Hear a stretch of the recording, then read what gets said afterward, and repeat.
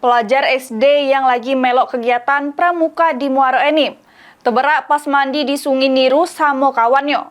Tim SAR gabungan terjun ke personil untuk melakukan upaya pencarian korban.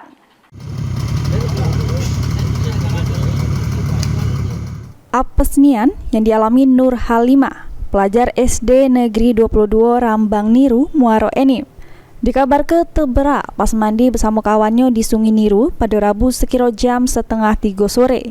Dapatkah laporan tersebut, tim SAR gabungan yang terdiri dari Basarnas Kantor SAR Palembang, TNI Polri, Damkar Muaro Enim, BPBD Muaro Enim bersama masyarakat setempat langsung melakukan upaya pencarian.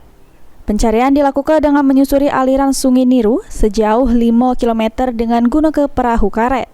Kejadian bermula pas korban lagi melok kegiatan pramuka sama kawan-kawannya, tiba-tiba mutus ke mandi di Sungai Niru. Pas lagi asik mandi, korban sama sikok kawannya terseret arus sungai.